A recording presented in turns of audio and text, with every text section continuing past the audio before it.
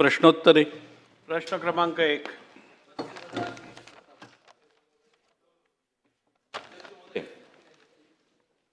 माननीय सर्वोच्च न्यायालयाने स्वतःहून दखल घेत लहान मुलावरील हल्ले, नागरिकांचा मृत्यू, मनपा आणि सरकारच्या बाबतीत निष्क्रियता या प्रश्नावरती तीव्र नाराजी व्यक्त केली. अध्यक्ष महोदय, माननीय न्यायालयाने म्हटलेलं आहे की अशा घटना भारताची प्रतिमा मलिन करणाऱ्या ठरतात.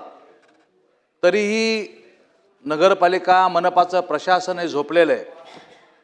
अध्यक्ष महोदय, माझ्या जालना शहरातला मूळ प्रश्न होता, त्याला खरं पुन्हा त्यात काही जोडलं गेलं. अध्यक्ष, माझ अर्जुन नगरमध्ये श्रद्धा पाटोळे नावाची 7 वर्षाची मुलगी आईवडिलाच्या समोर कुत्र्याने उचलून नेली आणि संपूर्ण मुलगी अध्यक्ष महाराज खाऊन टाकली, मारून टाकली. मावली नगरमध्ये परी गोसावी ही 3 वर्षाची मुलगी अध्यक्ष महाराज, हिलाही कुत्र्याने उचललं आणि तिला मारून टाकलं. अध्यक्ष महोदय, चंदनझिरामध्ये गौरव खरात या 4 वर्षाच्या मुलाला याचे लचके तोडले. अध्यक्ष महाराज, मुलंच काय अध्यक्ष महाराज, पण पोलीस सुद्धा सुरक्षित नाही.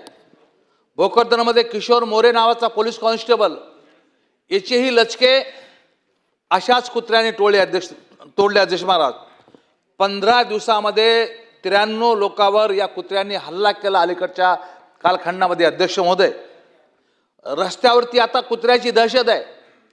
टोळ्यांची दहशत तर होतीच अध्यक्ष महाराज, पण आता या नवीन टोळ्या जन्माला आलेल्या आहेत कुत्र्यांच्या, आणि या टोळ्यांच्या माध्यमातून जर 15 दिवसामध्ये 93 लोकांवरती हमला होत असेल तर मनपा प्रशासन किंवा राज्य सरकार कोणती गंभीर स्वरूपाची कारवाई करतं?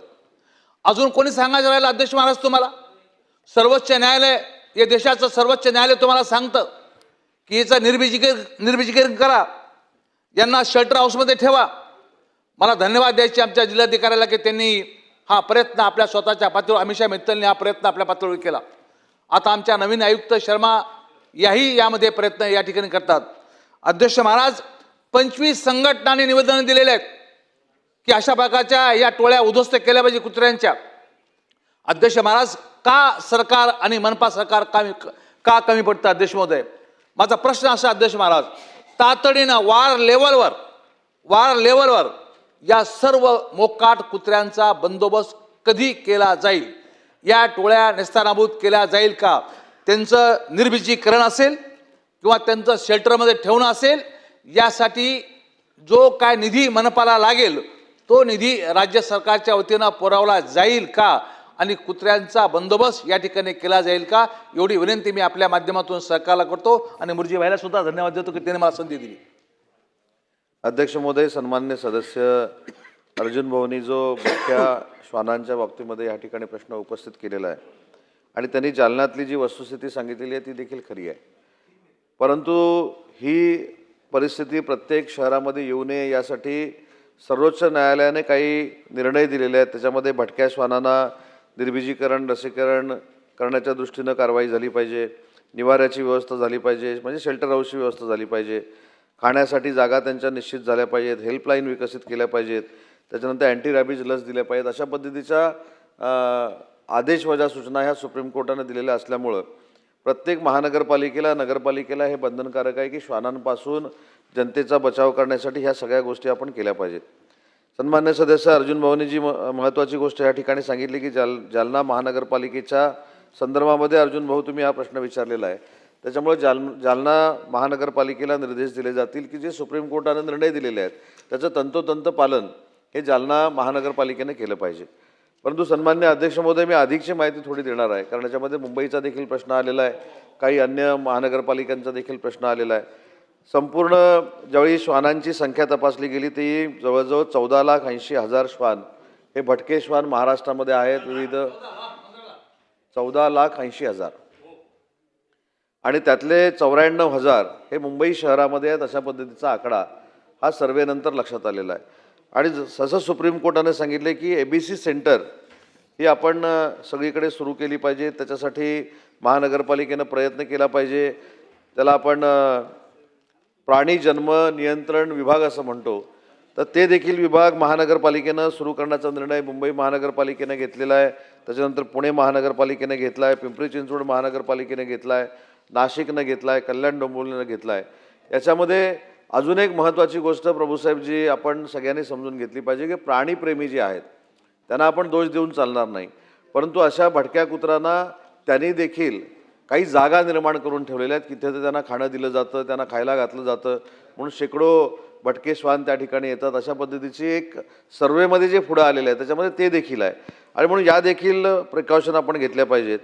महानगरपालिका ज्या आपल्या 29 महानगरपालिका आहेत त्याच्यामध्ये 2024-25ला 1,82,413 श्वानांवर निर्बीजीकरण करण्यात आलं आणि अँटी रॅबीजचे वॅक्सिनेशन 2,97,389 श्वानांवर करण्यात आलं आणि नगरपालिकेमध्ये 51,058 आणि 51,581 अशा पद्धतीनं निर्बीजीकरण आणि लसीकरण करण्यात आलं.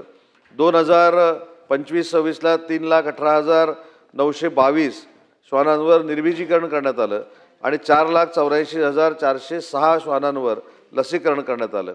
आणि यावर्षी अजून ती प्रोसेस सुरू आहे, 65,385 हे निर्बीजीकरण करण्यात आलं आणि 97,959 हे लसीकरण करण्यात आलेलं आहे. आणि म्हणून अध्यक्ष महोदय, मी सभागृहाला आश्वस्त करू इच्छितो की सुप्रीम कोर्टानं नगरपालिका असतील, स्थानिक स्वराज्य संस्था असतील, महानगरपालिका असतील, याला जे श्वानांच्या बाबतीमध्ये निर्देश दिलेले आहेत त्याचं पालन तंतोतंत करण्याचे निर्देश हे सगळ्या यंत्रणेला दिले जातील.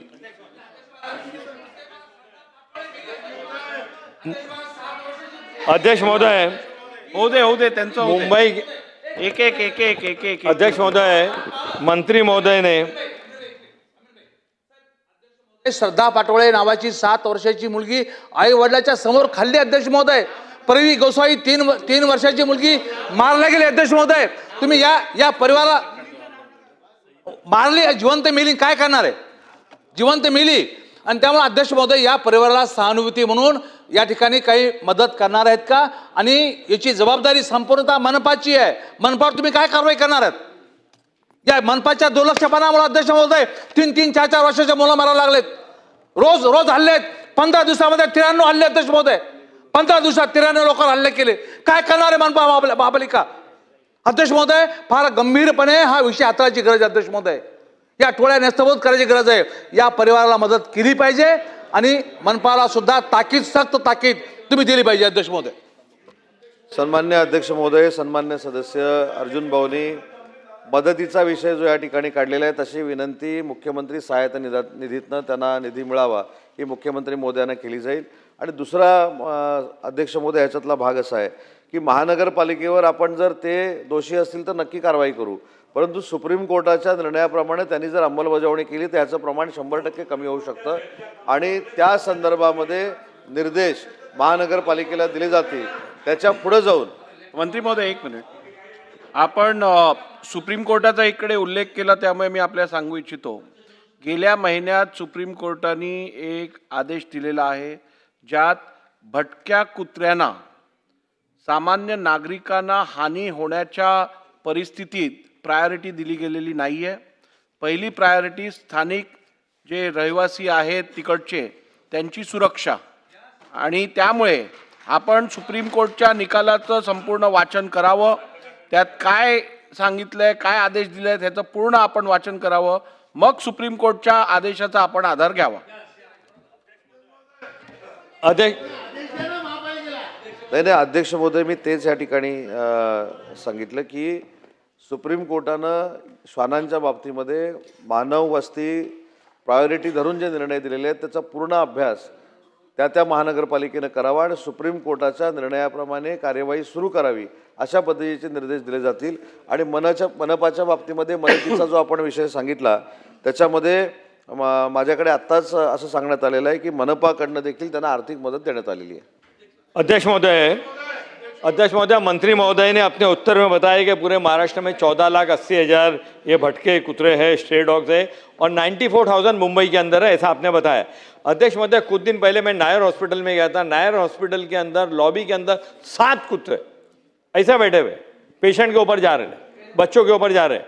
अध्यक्ष महोदय, मार्केट में हमारी बहनें सामान लेने आती, कुत्ते उन पे अटैक करते हैं, स्कूल जाने वाले बच्चे पे कुत्ते अटैक करते हैं। इसके ऊपर मुंबई के अंदर मुंबई महानगर पालिका सीरियस नहीं है, ऐसा बिल्कुल क्लियर दिख रहा है। उसकी वजह ये है, मैं बहुत जिम्मेदारी से कहता हूँ, यहाँ से मुख्यमंत्री साहब ने पिछले असेंबली के अंदर मुंबई महानगर पालिका ने 3 स्ट्रे डॉग सेंटर, ये जो भटके कुतरे हैं उनके लिए 3 शेल्टर बनाने का आदेश दिया। अध्यक्ष महोदय, 6 महीने में कोई रिजल्ट आया नहीं है। मुंबई महानगर पालिका मुख्यमंत्री के आदेश के अनुसार 3 शेल्टर, डॉग शेल्टर कितने दिन के अंदर स्थापित करेगी, उसका स्पेसिफिक उत्तर दीजिए, ताकि मुंबई के लोगों को इस स्ट्रे डॉग से निजात मिले, ये किस्सा खत्म हो, बच्चों, बहनों और आदमियों की सुरक्षा हो।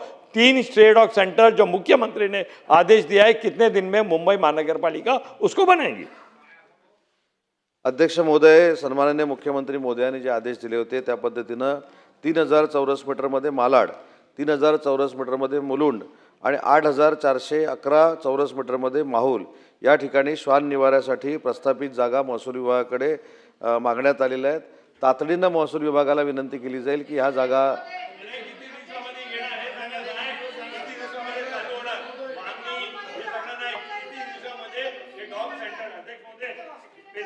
लगेगा इसके अंदर। आपके हमारे और पूरे मुंबई के मतदार संघ के अंदर मांगनी मुंबई महानगर पालिका ने किया, उससे काम चलेगा नहीं। अध्यक्ष महोदय, आपको ये यहाँ पे उत्तर देना होगा कि कितने दिन के अंदर ये स्ट्रे डॉग के सेंटर चालू हो गए। आप 3 बनाइए, 4 बनाइए, स्वागत है उसका, मगर कितने दिन में स्पेसिफिकली चालू होगा उसका आप उत्तर दीजिए हमको। अध्यक्ष महोदय, 6 महिन्याच्या आत ही तिन्ही निवारा शेल्टर सुरू होतील। महोदय, अध्यक्ष महोदय, हा जो भटक्या कुत्र्यांचा विषय आहे तो फक्त महानगरपालिका नाही, छोट्या नगरपालिकेमध्ये, छोट्या गावांमध्ये सुद्धा हा विषय खूप गंभीर आहे। आता अंबाजोगाई नगरपालिकेमध्ये खूप सारे भटके कुत्रे जास्ती झाले अंबाजोगाई शहरात, म्हणून आम्ही त्यांना वॅक्सिनेशन ड्राईव्ह केली। वॅक्सिनेशन ड्राईव्ह म्हणजे न्यूटरिंग करणं, न्यूटरिंग नंतर सुद्धा मल्टिप्लिकेशन कमी झालं पण प्रमाण तेवढंच आहे, म्हणून आता शेल्टर होम बांधलं। पण अंबाजोगाई नगरपालिकेला आम्ही वेगळा निधी आणून त्याच्यासाठी शेल्टर होम बांधलं। पण मला मंत्री महोदयांना इकडे विचारायचं आहे की जे छोटे नगरपालिका असतात त्यांच्याकडे स्पेसिफिक फंड नसतो छोट्या छोट्या गावांमध्ये शेल्टर हाऊस बांधायला या कुत्र्यांसाठी, तर आपण मंत्री महोदय म्हणून आपण शासनामध्ये काही तरतूद करणार आहे का की फंड वेगळा शेल्टर हाऊस का डीपीडीसी थ्रू द्या का कुठल्या नगरपालिका, पण कुठल्या पद्धतीने आपण निधी उपलब्ध करून देणार का? अध्यक्ष महोदय, आपण सभागृहामध्ये बसणारे सगळे लोकप्रतिनिधी आहोत, आपण जिल्हा नियोजन मंडळामध्ये देखील बसत असतो। आपल्याला जर आपल्या नगरपालिकेमध्ये, आपल्या महानगरपालिकेमध्ये याच्यापेक्षा अजून काही वेगळ्या गोष्टी जर राबवायच्या असतील आणि श्वानांची संख्या कमी करायची असेल तर आपण नाविन्यपूर्ण योजनेतनं घेऊ शकतो, जिल्हा नियोजन मंडळातनं घेऊ शकतो। त्याच्यामुळे निधीची कमतरता कुठेच नाही आणि सगळ्या नगरपालिकेच्या फंडातनं प्रायोरिटी पहिली जर बाकीच्या गोष्टींपेक्षा ह्याला दिली तर नगरपालिकेकडे देखील फंड आहे। त्याच्यामुळं एक मिनिट माझी आपल्याला अध्यक्ष महोदय विनंती आहे की निधीच्या बाबतीत ह्या सगळ्या गोष्टी करण्यापेक्षा पहिली आपण आपली सगळ्यांची मानसिकता बनवली पाहिजे आणि सुप्रीम कोर्टाच्या निर्णयाची तंतोतंत अंमलबजावणी करण्याची अपेक्षा आपण ज्यावेळी व्यक्त करतो त्यावेळी निधीची अपेक्षा जर असेल निधीला आपण देऊ, शासनाकडनं देऊ, महानगरपालिकेतनं देऊ, डीपीसीतनं देऊ, परंतु जी निवारा केंद्र बांधायची आहेत किंवा काही ठिकाणी फेन्सिंग देखील करायचं आहे। मगाशी सन्मान्य सदस्यांनी विचारलं की ते नायर हॉस्पिटल की सायन हॉस्पिटलला गेले होते, नायर हॉस्पिटलला, आणि त्या ठिकाणी त्यांना काही श्वान दिसले, तर त्याच्यासाठी फेन्सिंग करण्याची प्रोव्हिजन देखील सुप्रीम कोर्टाने करावी अशा पद्धतीचे आदेश दिलेले आहेत आणि म्हणून मुंबई महानगरपालिकेने देखील सुप्रीम कोर्टाच्या आदेशाचं तंतोतंत पालन करावं अशा पद्धतीचेच निर्देश आहेत। अध्यक्ष महोदय, मंत्री महोदयांनी सांगितले माहूल